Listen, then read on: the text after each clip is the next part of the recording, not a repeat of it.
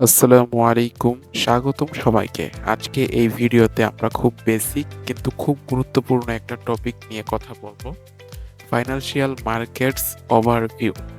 সহজ ভাষায় বললে ফাইন্যান্সিয়াল মার্কেট হচ্ছে এমন একটা জায়গা যেখানে মানুষ টাকা দিয়ে অ্যাসেট কিনে আর বিক্রি করে লাভ করার উদ্দেশ্যে। এখন প্রশ্ন আসতে পারে এই অ্যাসেটগুলো কি, কি? প্রধানত ৪ ধরনের ফাইন্যান্সিয়াল মার্কেট সবচেয়ে বেশি জনপ্রিয়। প্রথমত স্টক মার্কেট।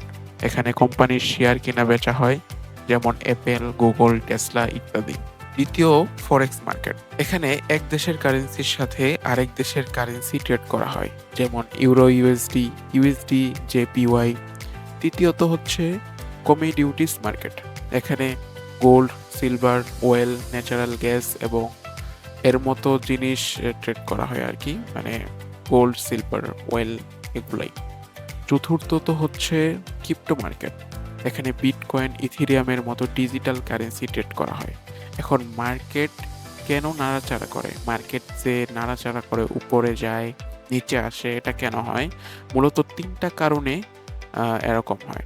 প্রথমত হচ্ছে ডিমান্ড, দ্বিতীয়ত হচ্ছে সাপ্লাই এবং নিউজ। যখন কোনো অ্যাসেটের চাহিদা বাড়ে, দাম বাড়ে, আর খারাপ খবর এলে দাম কমে। ফাইন্যান্সিয়াল মার্কেটের সবচেয়ে গুরুত্বপূর্ণ বিষয় হলো এটা শুধু টাকা কামানোর জায়গা না, এটা একটা স্কিল বেসিস সিস্টেম।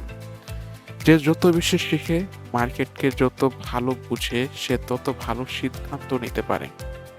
এই কারণেই ঠিকভাবে মার্কেট বোঝা একজন ট্রেডারের জন্য সবচেয়ে জরুরি। এই ভিডিওটা যদি ভালো লেগে থাকে তাহলে লাইক দিও। আর পুরো ট্রেডিং রুট ম্যাপ পেতে পিডিএফ এর লিংক ডিসক্রিপশনে দেওয়া আছে। সবাই ভালো থাকো। আল্লাহ হাফেজ।